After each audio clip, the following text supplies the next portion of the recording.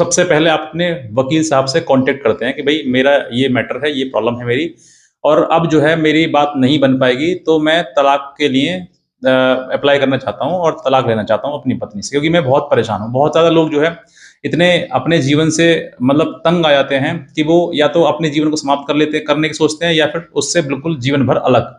तो ऐसे महिला से जिससे आप जीवन भर अलग रहना चाहते हैं, तो तलाक की प्रक्रिया आप अपनाते हैं। पत्नी हो या पति हो, दोनों में से कोई भी हो सकता है, किसी के साथ भी प्रताड़ना हो सकती है और किसी के भी मन हट सकता है भई कि हमारा साथ में रहना संभव नहीं है।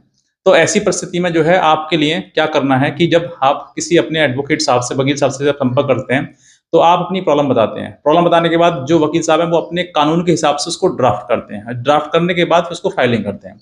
तो आज अगर आपकी केस फाइल कर दिया है, तो भी मैं बताता हूँ आपके लिए, और अगर फाइल नहीं किया है और फाइलिंग की आप सोच रहे हैं या पेंडिंग पड़ा हुआ है, तो आप आज ही अपनी फाइल को उठाकर एक बार पढ़िए और पढ़ने के बाद उसमें देखिए कि क्या-क्या आपने लिखा है, किस ग्राउंड पर आप तलाक लेना चाहते हैं।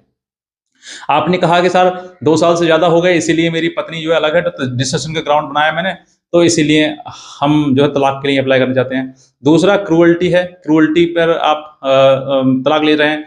तीसरा, आपकी पत्नी के कहीं और अन्य अन्य अवैध संबंध हैं, तो इस पे तलाक लेना चाहते हैं। मतलब जो भी आप कहना चाहते हैं, उस आधार पर आपका ग्राउंड क्या है? उस ग्राउंड को आप पहले स्पेसिफ़ाई करिए कि ये मेरा ग्राउंड है। अगर आपने कहा डिसर्शन, मतलब कि 2 साल से अधिक पत्नी आपसे अलग है या पति अलग है आपसे, तो आप तलाक की बात कर रहे हैं, तो तलाक के लिए आपने, तो उसका आपके पास एविडेंस होना चाहिए।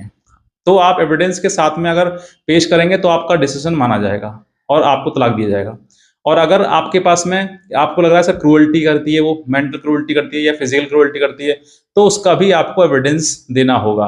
तीसरा, अगर आपके पत्नी के या पति के कहीं और अन्य किसी महिला या पुरुष के साथ में संबंध हैं, तो भी आपको उसका एविडेंस देना पड़ेगा कि भई आपने ये अपनी पत्नी को कहा, या फिर आप मान लीजिए, मैं कहता हूँ बहुत ज़्यादा आप परेशान हैं, तंग हैं, आप अपनी बाजी से मेरे पत्नी के और अवैध संबंध है किसी और महिला के साथ में, या फिर पति आपका किसी और महिला से जुड़ा हुआ है, उसके साथ संबंध है। तो आप ये बात अगर ओरली कह रहे हैं, मौखिक रूप से कह रहे हैं, आपने सिर्फ़ उसमें लिखा हुआ है प्लेंट में आपने अपनी, और प्लेंट में लिखने के बाद उसका कोई सबूत नहीं दिया है, तो ये आपके विरुद्ध जाएगा, आपके खिलाफ जाएगा और कोर्ट नहीं मानेगी, क्योंकि कोर्ट को चाहिए एविडेंस। जो भी आप बात कह रहे हैं, जो भी आप अपनी स्ट्रांगली बात कहना चाहते हैं, उसको आप एक एविडेंस ही चाहिए। कोर्ट बिना एविडेंस के आपकी बात को नहीं सुनेगा, और सुनेगा तो आपके विरुद्ध ही जाएगी बात, क्योंकि आपने उसको सिर्फ ओरली कहा गया है, और ओरली कहने का मतलब आपने वो किसी प्रकार से ये चीज़ नहीं बताई है कि भई इसका एविडेंस है या फिर नहीं है। एविडेंस नहीं है तो आपकी बात मिथ्या है, झूठ है वो। इसीलिए मैं कहता हूँ, आप पति हो या पत्नी हो, किसी भी महिला के या पुरुष के आप अगेंस्ट अगर पिटीशन फाइल करते हैं तलाक का,